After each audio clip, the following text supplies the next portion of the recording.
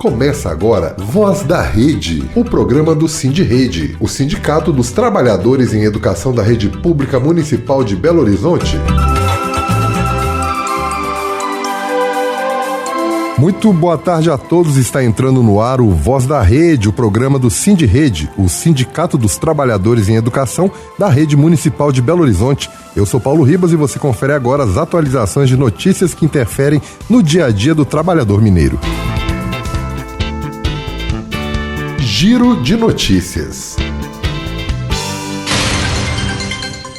E nós já estamos na terceira semana desde o início dos ataques de Israel e Estados Unidos contra o Irã. O revide tem vindo em forma de caos no Estreito de Hormuz, nos bombardeios a petroleiros e a alvos militares estadunidenses por todo o Oriente Médio. A população da faixa de Gaza já entrou em alerta com a expansão das tensões por toda a região. A situação no enclave tornou-se ainda mais complexa. Israel fechou as passagens de fronteira para a faixa de Gaza no primeiro dia da guerra com o Irã, interrompendo a entrada de caminhões que transportavam ajuda humanitária e suprimentos essenciais. A medida também paralisou a circulação de pacientes e feridos, gerando grande preocupação, visto que milhares aguardavam para viajar ao exterior em busca de tratamento após os sionistas terem dizimado o sistema de saúde de Gaza. Restrições significativas também permanecem em vigor para a entrada de combustível e maquinário pesado necessários para remover escombros e restaurar infraestrutura vital, tornando os esforços de recuperação no território bombardeado lentos e complexos. Especialistas ainda dizem que a guerra ao Irã é parte do plano de limpeza étnica que os sionistas planejam para a região, afetando não somente os palestinos, mas todos os árabes da região com a construção da Grande Israel. Ainda que esteja concentrado em suas forças, ou melhor, concentrando suas forças em atacar o Irã, os ataques aéreos e os bombardeios em várias partes de Gaza continuam. Fontes médicas informam que 6 palestinos, incluindo 2 crianças, foram mortos e cerca de 10 ficaram feridos em ataques israelenses à cidade de Gaza e ao campo de refugiados de Nuseirat, só na última semana. De acordo com o Ministério da Saúde em Gaza, os ataques israelenses desde o início do cessar-fogo mataram pelo menos 648 pessoas e feriram quase 18 mil. Com a guerra contra o Irã, Israel continua a obstruir o trabalho do Comitê Nacional Palestino para a Administração de Gaza, que foi formado em janeiro como um órgão civil de transição. O acordo de cessar-fogo delineia um plano de 3 fases destinado a interromper gradualmente as operações militares, libertar prisioneiros e criar condições para a retirada das forças israelenses de Gaza e o início da reconstrução do território. A segunda fase era prevista para começar em janeiro de 2026 e deveria incluir uma retirada israelense mais ampla de Gaza e o início da reconstrução e o estabelecimento de uma administração civil de transição. Contudo, essa fase foi rapidamente paralisada devido a divergências políticas e de segurança, com Israel impondo condições adicionais relacionadas à futura governança de Gaza e ao desarmamento de facções armadas. Como se isso tudo não bastasse, Israel também proibiu o trabalho de 37 ONGs na Palestina, mesmo diante de enormes necessidades para a população.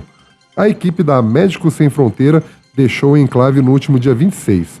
Já no dia 27 de fevereiro, a Suprema Corte de Israel suspendeu a proibição. O ditador americano Donald Trump, diante da não rendição fácil do Irã, se declarou vencedor dos ataques em redes sociais e ainda afirmou que o Irã pediu um cessar-fogo. Só que na vida real é diferente. O Ministério das Relações Exteriores do Irã desmentiu a informação. Ao mesmo tempo, Trump pediu para que países da OTAN e China enviassem navios de guerra ao Estreito de Hormuz. A Espanha já havia recusado ceder bases para o exército dos Estados Unidos. A França não possui bases militares de outros países em seu território. A Suíça proibiu sobrevoos dos Estados Unidos ligados a combates na guerra contra o Irã. Israel realizou um ataque em larga escala contra o Irã e os Estados Unidos bombardearam a ilha de Kang, que é o principal centro de petróleo local. O país persa mantém o bloqueio estratégico no Estreito de Hormuz, impactando 25% do transporte global de petróleo e fertilizantes. Eles também revidaram os ataques de Israel e Estados Unidos em Dubai e Bahrein. Por causa dos ataques de Israel ao Líbano, o Hezbollah se juntou ao Irã para fazer frente ao imperialismo ocidental. Já no fim de semana, por fim, o Irã autorizou navios chineses e indianos a atravessar o Estreito de Hormuz. Nessa guerra, quem mais sofre é a população civil, que morre e se fere enquanto os imperialistas continuam jogando, sacrificando vidas humanas em busca de poder.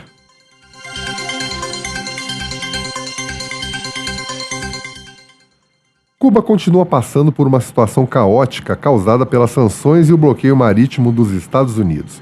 A população está passando por um racionamento extremo, com apagões de energia longos e frequentes. Para entender melhor, a energia de Cuba depende de petróleo importado. E devido às ações de bloqueio dos Estados Unidos, o combustível não chega, os remédios não chegam, o turismo, que é a principal fonte de renda da população, também não consegue sobreviver e o país não funciona. A situação é tão tensa que no fim de semana protestantes atearam fogo à sede do Partido Comunista. O protesto violento foi uma demonstração rara de revolta pública desencadeada por apagões que pioraram depois do bloqueio de petróleo imposto pelos Estados Unidos. Se você quiser ajudar Cuba, procure as entidades que fazem parte do movimento de ajuda humanitária a Cuba. Entre elas estão o MST, PCdoB, Instituto Cultivar, Câmara Empresarial Brasil-Cuba. A população precisa de medicamentos como analgésicos e remédios de uso contínuo, alimentos básicos como leite em pó e itens de primeira necessidade e produtos de higiene e limpeza como sabonetes, absorventes, desinfetantes, e nós contamos com a sua ajuda. E a ocupação da sede regional da FUNAI em Altamira por centenas de mulheres de povos indígenas do Xingu completou 22 dias na última segunda-feira, quando bloquearam o aeroporto.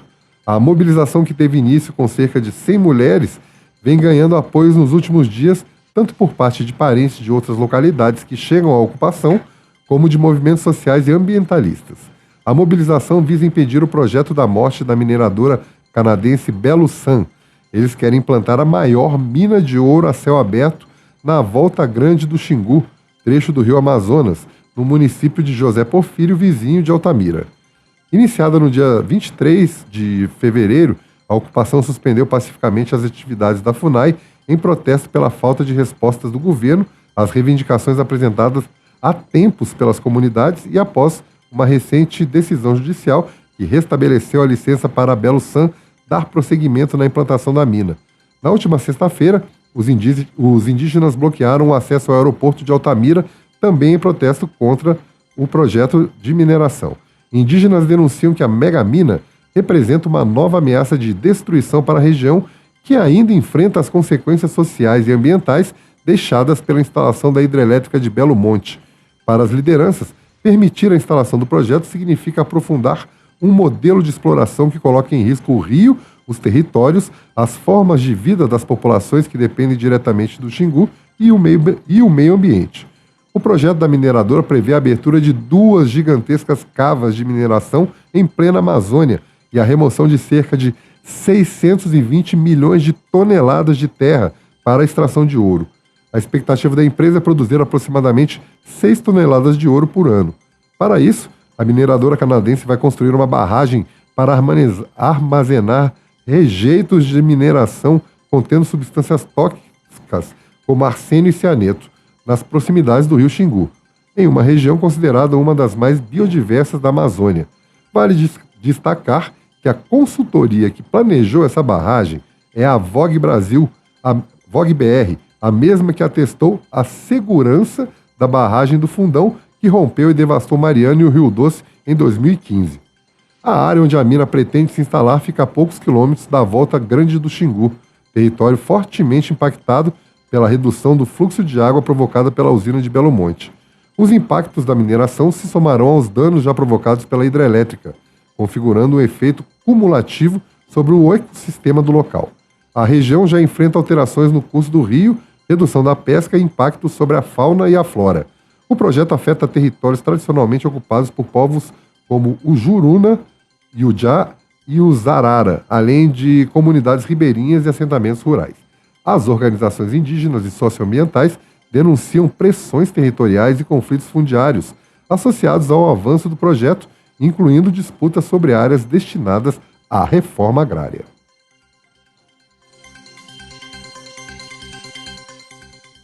E após mais de 3 anos de luta, metalúrgicos da Avibraz conquistam um acordo. Na quarta-feira passada, após a assembleia realizada pelo Sindicato dos Metalúrgicos de São José dos Campos e região, os trabalhadores da Avibraz, indústria aeroespacial, encerraram por unanimidade uma das greves mais longas da história. A greve foi motivada em função da definição da empresa de encerrar as atividades e colocar os trabalhadores em layoff. Parece estranho uma greve nessa situação, mas foi exatamente isso que aconteceu. Depois de 3 anos de luta, conquistaram o pagamento da dívida trabalhista acumulada pela empresa. Uma vitória importante não apenas para a categoria, mas para a classe trabalhadora no país. A proposta aprovada exige o pagamento de cerca de 230 milhões em dívidas trabalhistas acumulados ao longo da crise da empresa. A empresa deverá realizar cerca de 450 recontratações para a retomada das atividades. O sindicato que representa os trabalhadores é o Sindicato dos Metalúrgicos de São José dos Campos, filiado à CSP com Lutas, Central Sindical e Popular. A entidade defende que a manutenção da empresa e de sua capacidade produtiva é fundamental e estratégica, pois é a única empresa aeroespacial do país. Neste momento de tanta instabilidade nacional, a manutenção deste ramo estratégico da indústria brasileira está intimamente ligada à defesa da soberania nacional. Seria fundamental que fosse estatizada, sem estar submetida aos interesses de países imperialistas como Estados Unidos ou mesmo a China. Seria ótimo o Brasil não ter que comprar aviões de Israel, por exemplo, e ter produção própria.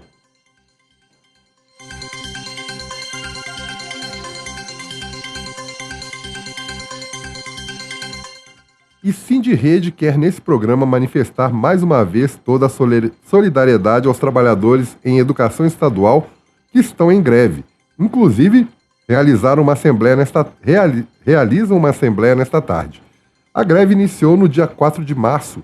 É organizado pelo Sindiut-MG, cobra do Estado reposição de 41,83% referente às perdas salariais acumuladas entre 2019 e 2025, além da aplicação do reajuste do piso nacional no primeiro nível da carreira do magistério e de outras medidas voltadas à valorização dos profissionais da educação e à melhoria das condições de trabalho nas escolas estaduais. O Estado fez uma tentativa de substituição de professores em greve por contratações temporárias em escolas da rede estadual. A prática é vedada pela Lei nº 7.783, de 1989, que regula o direito de greve no país. Após a intervenção do Sindiut-MG, a medida foi suspensa. O governo também ameaçou cortar o ponto, fez pressões administrativas e declarações públicas que buscam deslegitimar o movimento grevista. Mas a verdade é que a ação do governo em relação às escolas não deixa outra alternativa aos trabalhadores. Na segunda-feira aconteceu um ato, como parte das atividades da greve, organizado pela Subsede Barreiro, que é parte das minorias sindicais associadas à CSP com Lutas. A manifestação contou com a participação de estudantes e familiares de escolas que estão em via de serem militarizadas. A manifestação foi em apoio à greve e contra a militarização. Para o Sindirrede, a greve da rede estadual expressa uma luta que ultrapassa as reivindicações salariais.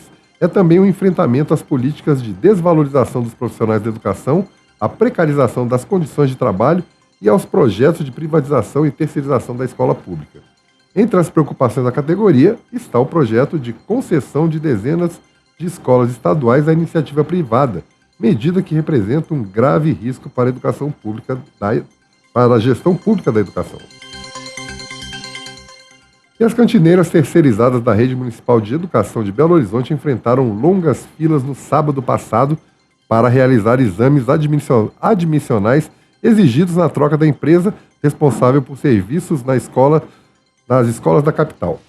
Cerca de 1.700 pessoas foram convocadas para o procedimento no mesmo horário e no mesmo local, em mais um episódio de desrespeito e amadorismo administrativo da gestão de Álvaro Damião e Natália Araújo, que está provando sua incapacidade de estar à frente da Secretaria de Educação. Essa situação lamentável fez com que o Sindirrede prestasse apoio aos trabalhadores durante o dia, garantindo água, capa de chuva e acesso a banheiro, uma responsabilidade de atendimento humanizado que a empresa não garantiu.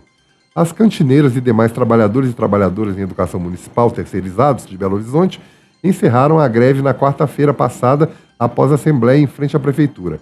A greve durou 17 dias. A decisão foi tomada após a mediação da Justiça do Trabalho, embora as questões estivessem longe de serem resolvidas, o que foi provado com a situação da fila das cantineiras nos exames de admissão.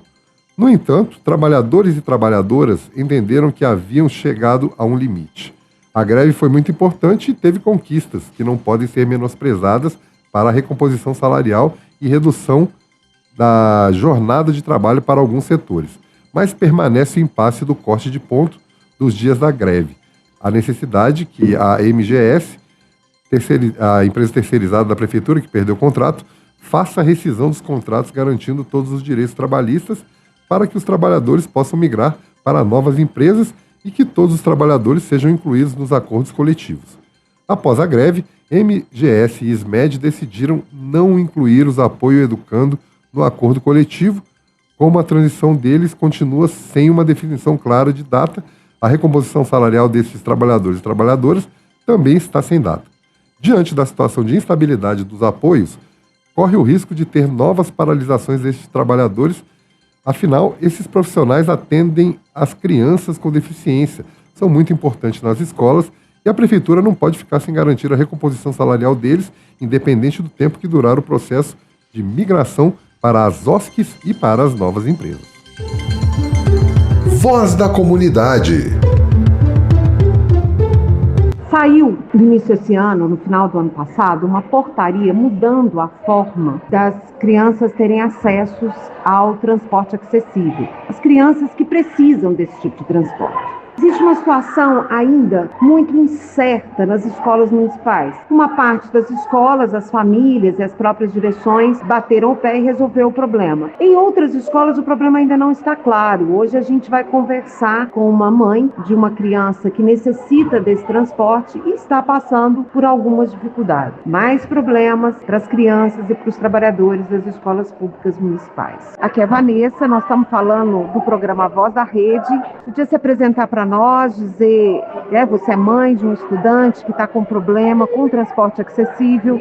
Conta pra gente qual que é a situação que você está vivendo neste momento com o seu filho. Meu nome é Jenny Fone dos Santos, sou mãe da aluna Olivia Tainá Pereira Costa Santos, que estuda na Escola Municipal Carmelita Carvalho de Garcia. Ano passado tive uma experiência muito ruim com o micro-ônibus. Eles me entregavam a minha filha quase caindo da cadeira. Perguntei para o motorista por que eles não arrumaram ela na cadeira. Ele me disse com todas as palavras que não poderia colocar a mão na criança. Tive minha sogra como testemunha no que ele disse. Fui à escola, conversei na escola dela, pedi para a diretora conseguir novamente o carro acessível para minha filha. Diz pra gente quando que você foi informada dessa situação e que medidas você já tentou tomar a respeito do problema. Esse ano, a minha filha tinha começado a escolinha dela com o carro acessível. Depois do carnaval, veio essa bomba, que a prefeitura estava querendo tirar o carro acessível e colocar as crianças no micro-ônibus. Eu não concordei, porque a minha filha já caiu de elevador de ônibus e eu, como mãe, tenho a minha preocupação. Fui na Secretaria de Educação da Regional da Pampulha, conversei com eles lá, expliquei a situação da minha filha, levei laudos. Eles ficaram de me dar um retorno, mas até agora não me deram retorno nenhum. Fui na Defensoria Pública, conversei lá também. Eles me deram um prazo de 10 dias para me dar um retorno. Amanhã completa os 10 dias. E desde então minha menina está sem escola porque não está tendo carro acessível para ela. Eu acho isso uma injustiça, porque todas as crianças que são especiais, eles têm o direito de ir e vir. Tanta coisa que a prefeitura poderia ter tirado. Logo, o bem-estar das crianças, delas poderem ir para a escola. E isso me deixou muito mal. Mas eu creio que tudo vai se resolver e nós vai ter uma resposta deles lá e não vai precisar da gente ter que tomar outras precauções. Mas eu creio que tudo vai se normalizar. Estamos correndo atrás. Tanto eu quanto uma colega minha que chama Luciana, que a filha dela também perdeu o carro acessível, está correndo atrás e a gente está lutando pelos direitos das nossas filhas. Seu nome completo para mim, por favor. Jaqueline Cristina Assis de Melo, tenho 48 anos, sou nascida e criada no bairro Jardim Vitória e região. E qual que é o seu caso? O que tem acontecido lá? Eu fui mãe solo a vida toda e hoje eu sou vó solo. Eles recentemente, há 9 meses, mataram o meu filho brutalmente na esquina da minha casa. E antes desse fato, o Caleb já ia, que é o meu neto, que eu tenho a guarda dele, ele já ia de escolar para a escola. E aí, infelizmente, no dia 20,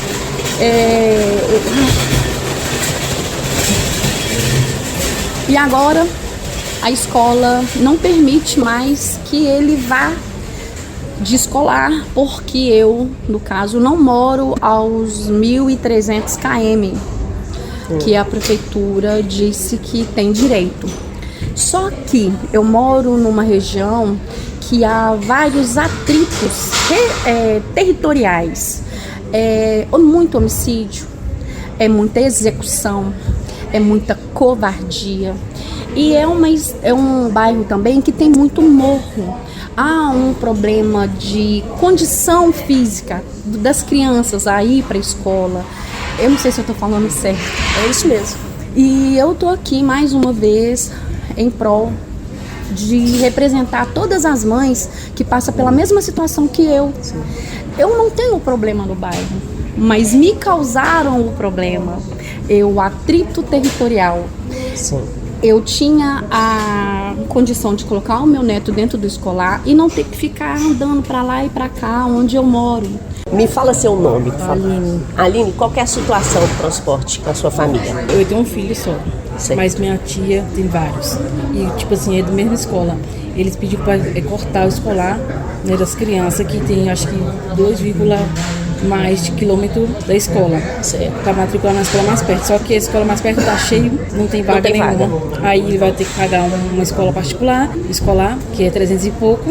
Nossa. E eu não tenho essas condições. Aí eu vim aqui atrás da resposta para ver o que eles vão falar. Então, no seu caso, a família está a mais de 1,2 quilômetros da escola, porém, a escola mais próxima não tem vaga. Não tem vaga. E mesmo assim a prefeitura não quer dar o transporte para essa criança. Não quer. É uma situação grave, na verdade. E a escola, ela ainda continua com o transporte para as crianças que moram mais distante? Sim, o transporte foi reduzido, né, para as crianças que moram mais de 2 km. 1,2, isso. Uma coisa assim. E aonde ele pegava o escolar, porque a prefeitura tinha autorizado, não pode parar para pegar ele, mesmo na situação que eu me encontro. Passa direto e vai para a escola e ele não pode entrar. Não pode entrar. Mesmo com pessoas, a escola toda sabe do que aconteceu comigo. Ele só é uma criança e ele não pode pegar o transporte público aonde a rota do ônibus passa, porque não tem 1,2 km.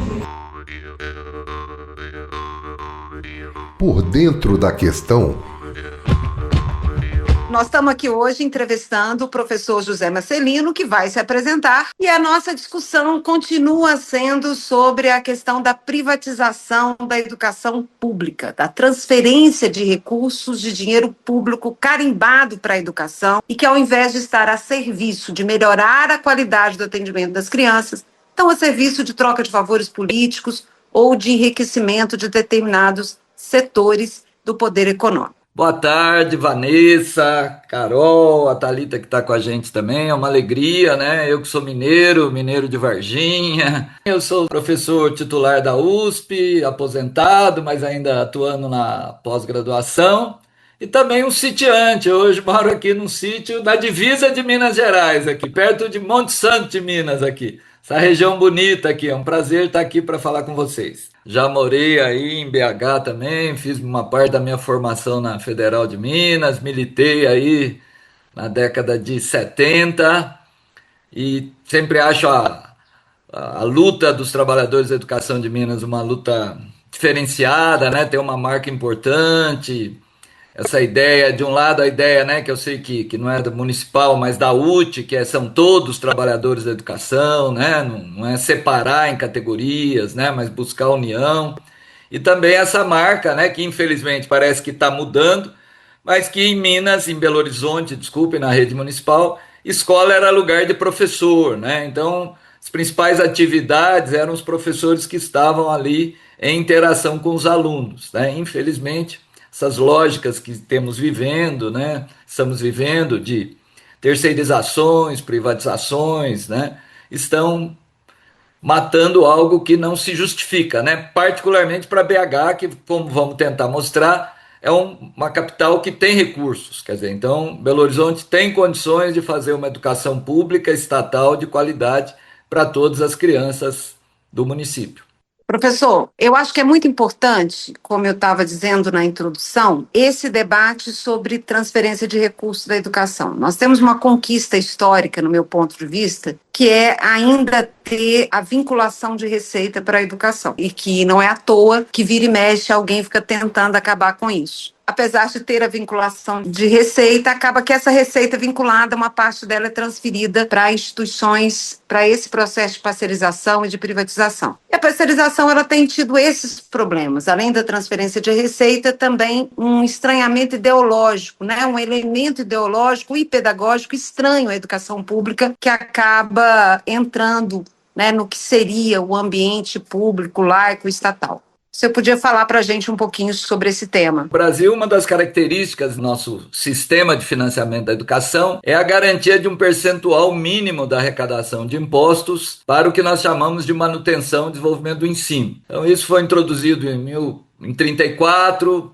aí veio o golpe de Vargas, né? Estado Novo caiu, aí na Constituição de 46 foi reintroduzido, veio o golpe militar de 64, derrubou e finalmente, né, com a emenda Calmon, em 83 foi restabelecido e hoje está na nossa Constituição de 88, ou seja, 25% daquilo, né, que os moradores de BH pagam de IPTU, de ISS, né, e também aqueles impostos estaduais como IPVA, o próprio ICMS, um quarto tem que ir para a educação, né? Uma outra conquista importante foi a política de fundos, que permite uma certa redistribuição de recursos, né? Para BH ela não altera muito, porque BH já tem uma arrecadação própria muito grande, né? Para vocês terem uma ideia, mais de 70% dos municípios brasileiros devem desenvolver sua educação basicamente com o dinheiro do Fundeb. Mas em Belo Horizonte, o Fundeb representa menos da metade do seu gasto com a educação. Por quê? Porque a arrecadação própria, que a gente chama, que é exatamente o IPTU, o ISS, né, e o ITBI, eles não entram na cesta do Fundeb, mas 25% tem que ir para a educação. Então, eu fiz uma conta meio apressada aqui, com dados de 2025, e BH tem mais ou menos R$ 1.800 por mês por estudante. Ou seja, quando eu comparo com uma escola privada de elite, é muito mais do que isso. Mas, por outro lado, a gente percebe que dá para ter uma educação daquilo que a gente chama de custo-qualidade, né? Para isso tem que priorizar. E, infelizmente, aí deu um pouco de volta, né, Vanessa? Pega o seu tema. Cada vez mais o que a gente tem visto é um lobby do setor privado para pegar os recursos públicos, né? Tem uma cláusula na Constituição que é muito importante, que é o 213, né, que diz que recurso público é para a escola pública. E só pode ir para a escola privada de forma excepcional e quando houver falta de vagas. Né? Só que a gente sabe que não é isso que está acontecendo. Né? Depois vamos aprofundar um pouquinho.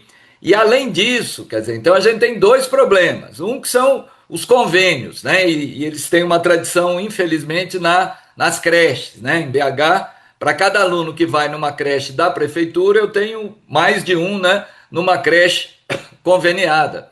Que a gente sabe que os salários são piores, né?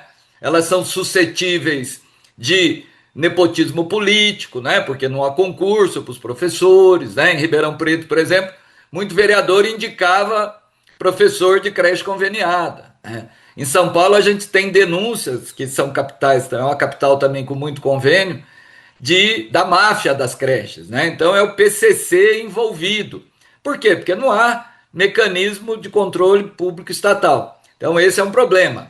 E além desse, nós temos as terceirizações, mas vamos falando por partes, né? Senão eu não paro de falar. Professor José Marcelino, no caso de Belo Horizonte, a gente tem denunciado, né, que pelo Sindirrede, essa política da prefeitura vem deslocando progressivamente ao longo dos anos tanto o recurso quanto a organização da escola para fundos privatizantes, agora mais recentemente com essa questão das OSCs. Na sua avaliação, como que essa situação foi sendo ampliada de forma que, ao invés de ser uma exceção, igual você citou na questão anterior, isso acaba virando uma regra, e grande parte hoje do recurso público, e principalmente no caso de Belo Horizonte, vai sendo transferido para a iniciativa privada? Então, o argumento, né, que historicamente se utilizava, principalmente no caso das creches, é que o poder público não tinha condições, né, não conseguia atender as metas do Plano Nacional de Educação, e aí uma boa notícia para BH, né, BH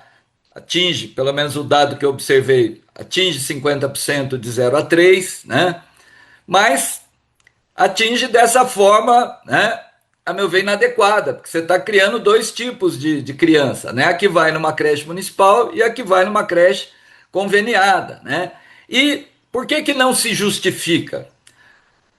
Porque, por exemplo, se fosse uma questão de falta de recursos, né, eu preciso ampliar e não tem recurso, mas quando a gente analisa no Brasil, os municípios pequenos, mais pobres, oferecem diretamente creche.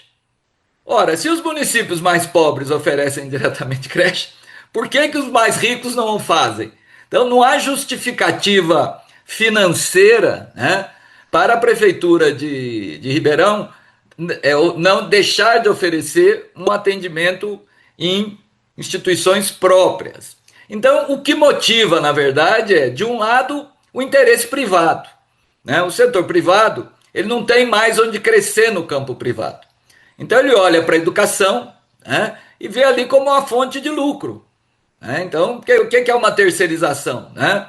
Eu estou passando para um setor privado lucrativo uma atividade que antes era feita diretamente pelo setor público. Onde eu perco nesse processo? Há uma perda do ponto de vista da seleção dessas pessoas, né? Há um segundo elemento que é a remuneração, e há um espaço gigantesco, e aí, Thalita, é o outro lado também, né? A gente está vendo a questão do Banco Master, que é a corrupção.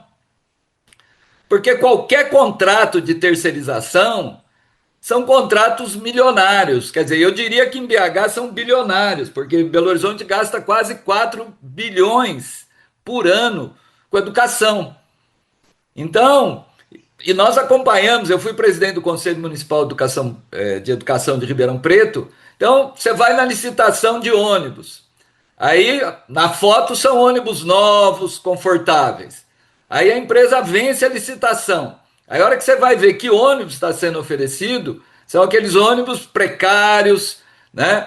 Eu lembro também de uma denúncia em São Paulo que na licitação é aquele ovo, né, para alimentação escolar, aquele ovo grande de galinha feliz, como se diz, né? Galinha que é criada solta, como eu que moro no sítio aqui e tenho esse privilégio de poder comer um ovo de galinha feliz.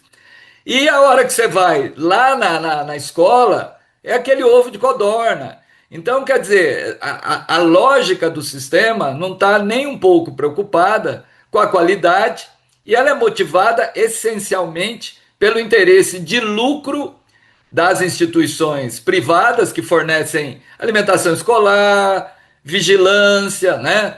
E limpeza, quer dizer, a gente sabe que são, e na verdade são praticamente máfias, né? Quer dizer, elas vão virando corporações. Nos Estados Unidos também começou, que era o esquema de charter school, e eles vão virando quase que corporações que vão dominando. Quer dizer, aqui em Ribeirão Preto, para você ter uma ideia, a prefeita acabou presa, porque tinha uma mega empresa que prestava todo tipo de serviço para a prefeitura. E ali se mostrou corrupção de vereador, se mostrou indicação de funcionários. Quem é o funcionário da limpeza que vai lá para a escola? Quem consegue controlar que aquele funcionário não tem algum vínculo político-partidário, né, com algum vereador? Então, quer dizer, você pega algo que foi feita toda uma legislação para garantir transparência, para garantir qualidade, e você some com tudo isso, né? Sob a lógica de que o privado é mais eficiente. Ora, Estamos vendo aí o Banco Master, né? Onde está essa eficiência do setor privado? Quantas empresas privadas, né? Tentem pensar 20 anos atrás, as grandes empresas, né? De ônibus, eu lembro, a mudança era Lusitana, cadê a Lusitana? Geladeira era Frigidaire, cadê a Frigidaire? Quer dizer, há um mito de que o privado é mais eficiente do que o público, né? Isso é um mito, né? A escola pública está aí desde que foi criada, né? E ela pode ser fiscalizada. O privado é isso, né? Ele desaparece, a empresa muda, de repente muda de CNPJ, às vezes você está contratando a mesma empresa, o mesmo grupo que está por trás, que ganhou a licitação passada, não cumpriu o que constava na licitação e acaba ganhando uma nova com outro nome de fantasia, com outro CNPJ, né? E talvez já falei muito, mas eu acho que tem uma última questão que é muito alegada, que é a lei de responsabilidade fiscal, né? Esse é um argumento que se usa muito. Ah, não, o problema é que eu não posso mais contratar pessoal porque eu já estou lá no limite prudencial, né? Eu até estourei. Isso aí também é um mito, né, gente? Por que que é um mito? Porque quando você lê a lei de responsabilidade fiscal, o terceirizado entra como pessoal. Percebe? Então, só que aí vem a mutreta. Aí onde estão os órgãos de controle? Aí os órgãos de controle fazem vista grossa, entendeu? Então, aquele pessoal terceirizado, ele tinha que entrar na conta do total de pessoal, mas não entra. Então, quer dizer, então é um conjunto de fatores que são basicamente vinculados à lógica do lucro, né? E de eventuais interesses aí não muito confessáveis de agentes públicos, né? Porque infelizmente a gente sabe que as grandes concorrências, as grandes licitações estão ligadas a financiamento de campanha, né? A gente anda os pedágios do Minas não tinha pedágio, agora está cheio de pedágio. A mesma estrada que eu andava de pista simples, hoje tem um pedágio de R$ 15. Quer dizer, e é a mesma pista, né? Então, quer dizer, é óbvio que por trás aí nós temos interesses de financiamento de campanha, né? Então, é claro que não estamos denunciando aqui, não temos dados para denunciar fulano ou ciclano, mas o que importa é que essas condições, né, que envolvem terceirização e privatização, elas naturalmente induzem a processos que acabam gerando corrupção. Eu acho que isso é muito importante para as pessoas que estão nos ouvindo nos entender. Existe uma coisa que é muito clara. A empresa de transporte, você citou aqui, por exemplo, a empresa de transporte é privatizada há não sei quantos anos, né? Porque a gente tem uma concessão pública, né? O povo até esqueceu que transporte é um serviço público. A empresa de transporte, a prefeitura transfere dinheiro para ela, subsídios. A prefeitura de Belo Horizonte tem um fenômeno, foi a rubrica que mais cresceu em termos de gasto público, foi com o transporte, porque quanto aumentou os subsídios. As pessoas olham e veem, tem uma lógica, está tendo lucro. Mas quando chega às OSCs, a turma fala, mas não estou vendo lucro aí. Onde é que está o lucro, gente? Está nisso que o professor falou. O lucro está, ele vem de diversas formas. Ele às vezes é um lucro direto no que se ganha na empresa e às vezes ele é um lucro indireto, em troca de favores. Em benefício, o que mais tem aqui em Belo Horizonte são OSCs de vereador, ou que estão sustentadas pelo vereador. O prefeito é um exemplo disso. Ele fez toda a propaganda dele dizendo que ele é bacana demais. Bacana demais é o nome da OSC que ele tinha quando ele era vereador, que sustentava a eleição dele, e essa OSC, pasmem, tinha contratos com a Secretaria de Educação e recebia dinheiro de educação para se bancar. Então, claro, toda OSC é safada? Não. Nós conhecemos algumas, e muitas pessoas conhecem, que às vezes cumprem uma função social, né, cobrem o buraco do Estado, né, o que o Estado deveria fazer e a OSC não faz, mas essa é a nossa preocupação, né? Então é importante que as famílias entendam isso, que a nossa preocupação é essa, porque não pode ser que o dinheiro público da educação, que os nossos filhos virem moedas de troca de favor, né?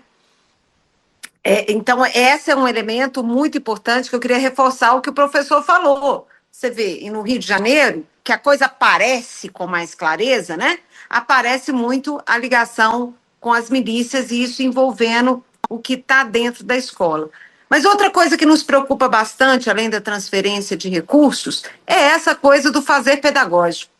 É transferir a autonomia que tem dentro é transferir a obrigatoriedade, a responsabilidade, que são trabalhadores concursados, formados, que têm uma habilitação mínima e que estão diretamente dentro do espaço pedagógico, transferir essa responsabilidade para um outro núcleo, né? E o que isso pode representar? Eu acho que esse também é um elemento importante a ser discutido. Não, com certeza, né? E só vou retomar rapidamente só a discussão das OSCs, porque é importante a população ter clareza que houve uma mudança, né? Até uns 10 anos atrás, né, quem eram as creches filantrópicas? Geralmente eram pessoas abnegadas, né, ou ligadas a grupos religiosos, e aquilo tinha todo um trabalho voluntário. Com a mudança da legislação, né, que viraram essas famosas OSCs, na verdade, embora do ponto de vista legal elas não possam ter lucro, elas funcionam como empresas. Então, de que forma aparece o lucro? No salário das pessoas, que enquanto OSC elas não podem ser remuneradas, mas a hora que eles viram diretores, secretários das escolas, né, dessas escolas conveniadas, na prática, né, você está criando o chamado terceiro setor, né, que é algo que exatamente escapa, né, e escapa nesse aspecto que você trouxe, Vanessa, que é um elemento central, porque o que diz a lei? A lei diz que, a lei que eu estou dizendo é a LDB, né? Toda escola tem que implementar o seu projeto pedagógico. O projeto pedagógico é a cara da escola. E por isso, a quem cabe elaborar e implementar? O conselho de escola. Quem está no conselho de escola? Os professores, diretor, coordenador, pais e estudantes.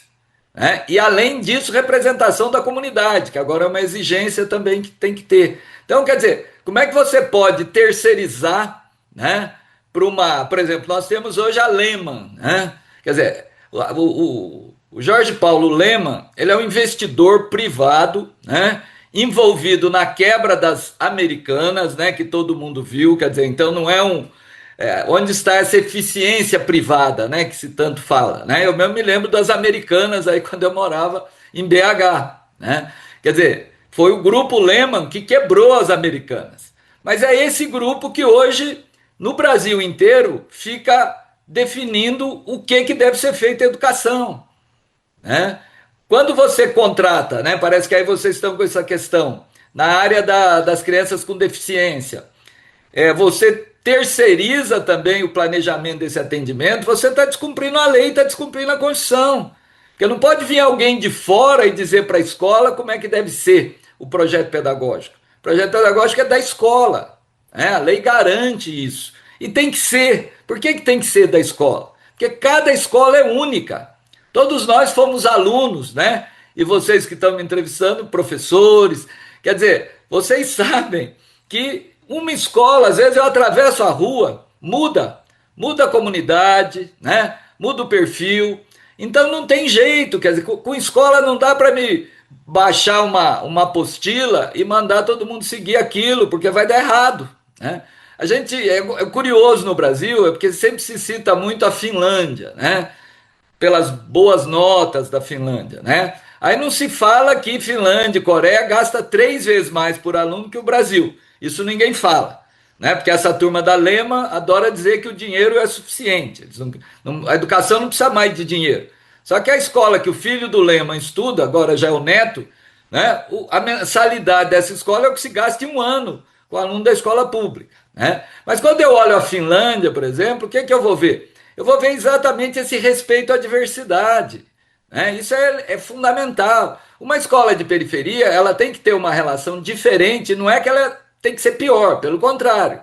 Na escola de periferia, o que eu tenho? Eu tenho que trazer a experiência da comunidade para dentro da escola, eu tenho que ter professores mais experientes, ou seja, eu tenho que ter um conjunto de estratégias, né, para que aquela escola funcione, para que aquela escola ensine. E hoje, infelizmente, a gente vive a lógica da privatização, né? Então é nota. Quer dizer, como é que eu posso pedir que uma escola que os pais, né, das crianças geralmente só tem o ensino fundamental completo, vai ter o mesmo desempenho de uma escola pública ou privada de crianças de classe média, né? E quando eu estabeleço que a nota é que vai definir se o professor vai ganhar bônus, o que é que eu estou fazendo? Eu estou tirando daquelas escolas que mais precisam de bons professores, os melhores professores, porque eles sabem que aquelas escolas não têm como melhorar a nota do dia para a noite, porque eu melhoro nota, gente. É um projeto de vida. Uma escola, por isso que uma escola tem que ter um projeto de longo prazo. As experiências que mostram escolas que dão certo são experiências de anos. Por isso eu tenho que ter uma equipe estável, eu não posso ter gente terceirizada que todo ano muda, né? Vocês ainda conseguem ter professores efetivos, isso é fundamental. Mas escola não é só professor, né? Quem conhece o aluno pelo nome é a merendeira, né? É o funcionário ali que fica na portaria. Quer dizer, e se eu mudo esse profissional todo ano, porque para a empresa privada é demitir todo ano para gastar menos, né? Como é que eu vou criar um projeto pedagógico, né?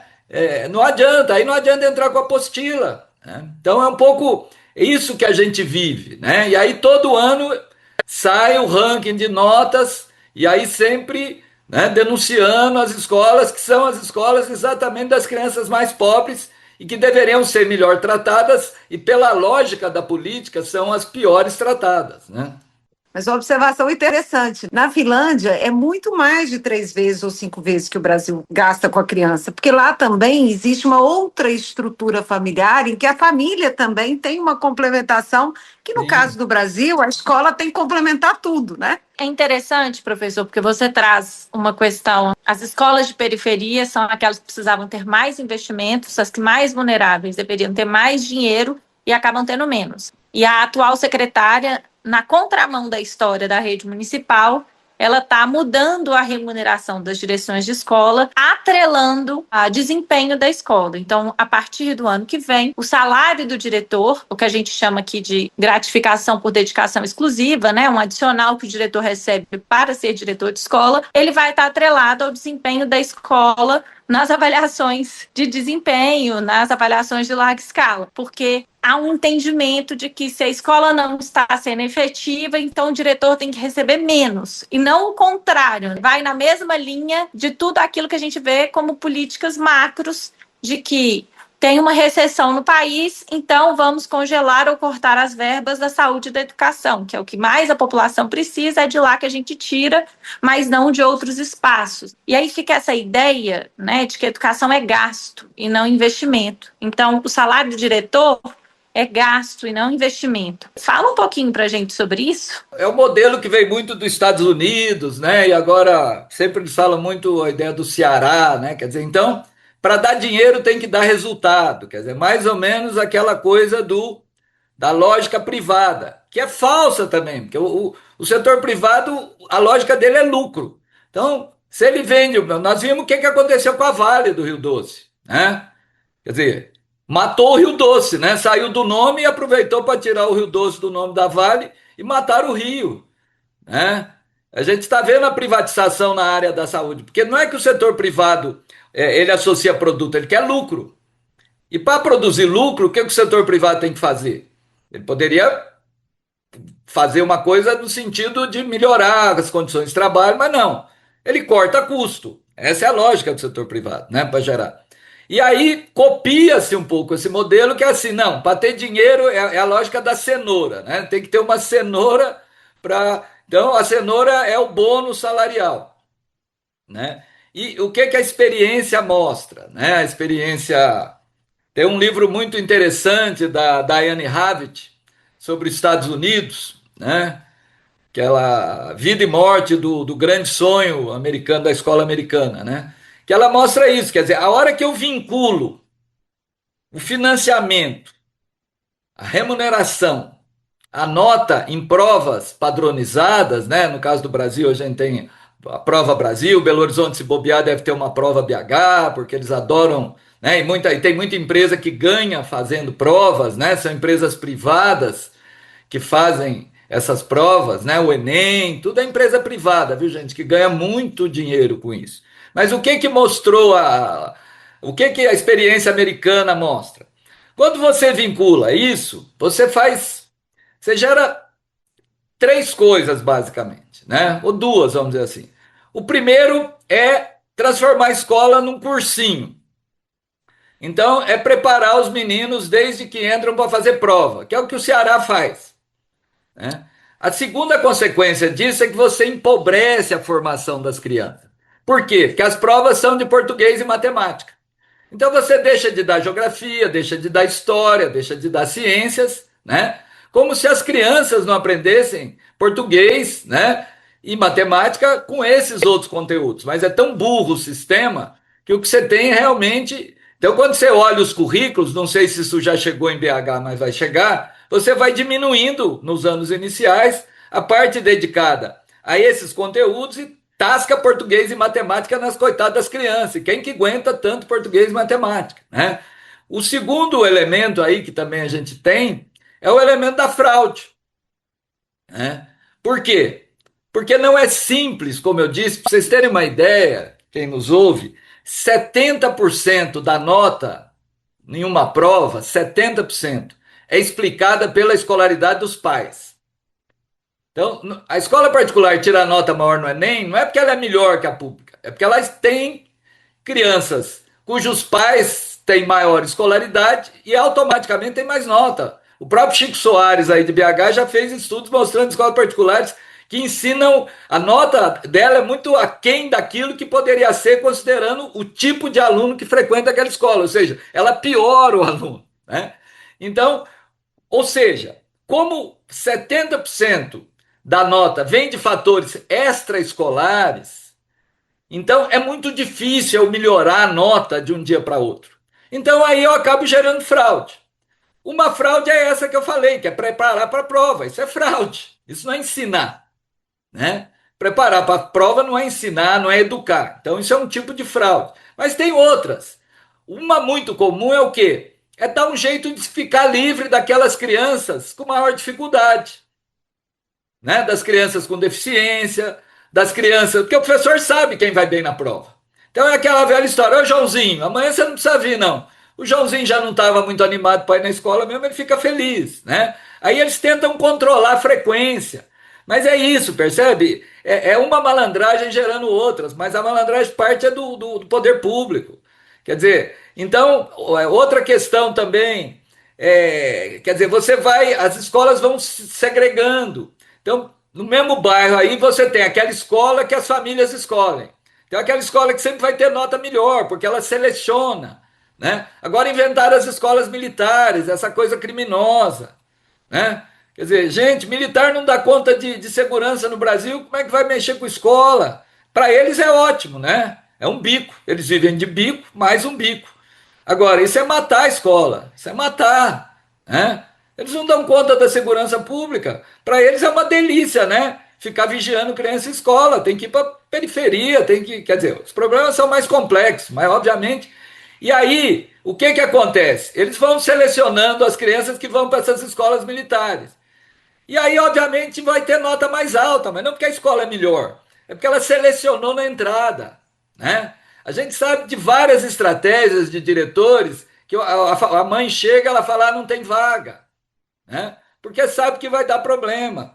E essa linha, infelizmente, da secretária só vai reforçar isso. Quer dizer, em vez de tratar desigualmente os desiguais, ela tenta pôr uma régua única que, na verdade, vai punir os que já são historicamente punidos, né? Porque a gente sabe que nas escolas de periferia os professores dão um jeito de sair logo, quer dizer, então eu tinha que criar políticas exatamente de estabilizar, né? Dar uma casa, por exemplo, oferece casas anexas às escolas para quem vai dar aula na periferia, para a pessoa envolver na comunidade, quer dizer, dá para pensar políticas, né? mas se vai pelo caminho mais simples, né? Infelizmente, no Brasil hoje o debate está muito empobrecido. Além dessa questão que a Carol trouxe de bonificação para as direções escolares, a Secretaria Municipal também adotou uma outra política que foi vincular o famoso abono do Fundeb, né? Que a gente sabe dos problemas que tem, que se tornou uma política, infelizmente, no Brasil inteiro. A Secretaria decidiu também vincular esse abono também ao VAR, caso a Prefeitura de Belo Horizonte, a rede, receba, porque nos últimos anos a rede não recebeu esse valor, e aí a secretária disse que se recebesse esse valor, faria o repasse desse valor em forma de abono. A gente sabe dos problemas, né, dessa política de bonificação, do problema dessas políticas de vincular o cumprimento de metas. Eu queria que o senhor falasse um pouco para a gente sobre os problemas e as implicações dessa vinculação de metas ao salário, como que isso precariza o trabalho do professor, desvaloriza o plano de carreira, torna a rede ainda mais precarizada. Sempre são as malandragens, né? Quer dizer, no Fundeb, antigamente era 60%, agora 70% tem que ir para os profissionais da educação. Quer dizer, a ideia era exatamente dar uma prioridade, né, para a remuneração, o que na verdade 70% não é prioridade, porque se gasta mais de 80% com o pessoal, mas digamos o seguinte, né, tinha uma sinalização. Só que o que acontece? Os prefeitos, os governadores, eles acabam no mês a mês, eles não cumprem os 70%. Então aí chega no fim do ano, eles têm que acertar a conta, porque às vezes eles gastaram 60 e tem que ser 70. Aí ele pega esse dinheiro, que na verdade é um dinheiro que já é dos professores por lei, ele é obrigado a dar isso, e transforma numa benesse, né? Ah, é o abono do Fundeb, como se o prefeito estivesse dando algo a mais, estivesse vendo algo... Aí não... Então esse é o primeiro absurdo. O segundo é esse que você trouxe. Aí, não, mas para ganhar esse dinheiro que já é seu, aí você não pode ter tantas faltas, né? Aí você não pode ir no médico, aí você tem que... Aí teus alunos têm que aumentar a nota, né? Mas ninguém vai lá ver as condições objetivas das escolas. E a burrice também, no caso do VAR é burrice, por quê? Metade do VAR está vinculado a aumentar o atendimento. Então, se o prefeito quer ganhar o VAR, metade dele vem de ampliação de atendimento. E, por exemplo, eu olhei no caso de pré-escola, Ribeirão Preto, BH ainda tem quase 3.500 crianças de 4 e 5 fora da escola, né? Belo Horizonte não atingiu a universalização que é obrigatório, né? Então, primeiro, tem que fazer isso. Se ele quer ganhar o VAR, ele tem que ampliar a matrícula, porque metade do VAR é ampliação de matrícula. A outra metade é melhoria de aprendizado com redução de desigualdade. Quer dizer, se eu premiar aqueles que já aumentaram, automaticamente vai ser difícil aumentar mais, né, gente? Porque se eu já aumentei, então é burra a política também, porque ele teria que investir exatamente naqueles que não aumentaram. Quer dizer, mesmo com equívoco, né, de entrar nessa lógica de aumentar, mas até dentro se eu quero fazer um pensamento de caixinha, né, de planilha, eu deveria investir exatamente onde está pior, como já discutimos aqui. Porque aí sim eu vou conseguir melhorar os indicadores de BH como um todo e vou ganhar o VAR. Mas como a gente já comentou, a lógica que está por trás disso, ela gera fraude, ela gera doença docente, né? Então nós temos aí a famosa síndrome de burnout, né? Que é o professor, aí aumenta as internações porque a pessoa não dorme, né? Então é aquilo, o diretor vira um feitor, né? Ele deixa de ser alguém que coordena um trabalho coletivo e passa a ser tua turma não tá boa, hein? Tua turma não tá boa, precisa melhorar a nota. Então, quer dizer, e educação não funciona assim, né? Educação é trabalho coletivo. Eu dou um exemplo que não é dos melhores, mas assim, não adianta você montar um time de futebol só de craque. Se não tiver conjunto, ele perde, né? Quantas Copas nós perdemos aí com timaços? Educação é equipe. E para ter equipe, não posso ter lógica de competição, né? Eu não posso ter escola competindo com escola. Essa coisa da lógica privada, né? Que eles falam, o setor privado funciona bem porque tem competição. Gente, que competição tem no setor privado? Eu tenho 6 empresas de automóvel no mundo, fabricantes, né? Eu descobri esses dias que uma fábrica só, a Stellantis, ela tem a Jeep, a Fiat, a Citroën, a Ram, que aquelas caminhonetes quase passam em cima da gente, a Opel. Uma fábrica, na verdade, concentra... Na verdade, não é uma fábrica, né, gente? São grupos de investimento. O Jorge Paulo Lemann, que eu já falei aí, com a Embev, né, que nem é brasileira mais, porque ele entregou para os belgas, eles dominam 80% do mercado de cerveja do mundo. Então, como é que alguém acha que tem competição no setor privado? Se tem um lugar que não tem competição, é no setor privado. Tem ali na venda da esquina, mas onde a economia gira mesmo, não tem. O setor privado se une, né, para tirar dinheiro do Estado, né, para fazer guerra, né, que é o que nós estamos vendo nesse mundo. Para onde está indo? Quem que fomenta essas guerras? São as indústrias bélicas, né? São elas que estão lucrando com isso. Eles disputam um engolindo os outros, né? E aí o mais forte engole o mais novo, o médio, que vão fazendo grandes conglomerados e se juntando para oprimir o trabalhador. Essa é a grande verdade. Mas é isso, né? Nosso tempo aqui está acabando, professor. Queria agradecer muito a sua presença aqui e dizer com as pessoas que essa questão do VAR, gente, nós vamos voltar em outros momentos, né? VAR significa valor aluno ano resultado, não é isso? Valor aluno resultado. É pior, viu, Vanessa? É uma sigla. Isso é o que o setor do mercado chama. É uma sigla que não tem nome. Se você olhar na Constituição, né, Não significa nada. Foi tão mal feito o VAR que você pode olhar lá na Constituição. Isso aí inventaram esse nome, o povo do mercado. Aí tem gente que fala que é redução de desigualdade, que seria, né? Mas ela foi feita tão de afogadilho, para você ter uma ideia, que se você entrar na Constituição, você tem o VAAT, que tem o nome correspondente, o VAAF, e o VAR não tem nome. Só tem VAR. Pior ainda, né? Pior ainda. Pior, é uma enganação. E é importante as pessoas entenderem, gente, que esse negócio do VAR é tão grave porque ele tem elementos sociais, considerando que teoricamente era para melhorar, mas na verdade ele pune as escolas que estão nas regiões mais periféricas, literalmente, porque considera frequência, considera uma série de elementos, inclusive raciais, e não para a escola ganhar mais dinheiro, mas para ela ter menos recurso e não mais recurso. Porque se ela não atinge determinados fatores de comprometimento das crianças, elas têm menos recursos. E quanto mais na periferia, mais difícil conseguir esses elementos, né? Então, tudo isso são questões importantes.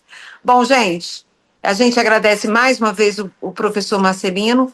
Esses assuntos nunca conseguem se acabar num único programa, né? A gente precisa, de fato, discutir isso mais a fundo, porque o problema dos recursos da educação e de onde eles são investidos não é um problema de professor. É um problema de quem defende a escola pública e de quem precisa da escola pública para que seus filhos estudem. Intervalo cultural. E a Orquestra Filarmônica de Minas Gerais inicia a temporada de 2026 da série Concertos para a Juventude no próximo domingo na Sala Minas Gerais. Sempre aos domingos, a programação deste ano traz o tema A Fantástica Fábrica de Instrumentos. O concerto é gratuito, com transmissão ao vivo pelo canal da Filarmônica no YouTube e interpretação em Libras.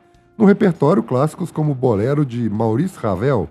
A música chama atenção com um ritmo constante que vai incorporando diferentes instrumentos até formar uma grande engrenagem sonora. Os concertos para a juventude foram criados especialmente para famílias e jovens que desejam conhecer o funcionamento de uma orquestra. Além da apresentação musical, as histórias, curiosidades e elementos pedagógicos ajudam a compreender os instrumentos e a estrutura das obras. A regência será do maestro José Soares, que é regente associado da Filarmônica de Minas Gerais. Concertos para a Juventude, a Fantástica Fábrica de Instrumentos, acontece no próximo domingo, dia 22 de março, às 11 da manhã, na Sala Minas Gerais, que fica na rua Tenente Brito Melo, 1090, no Barro Preto. Os ingressos gratuitos já estão disponíveis no site filarmonica.art.br.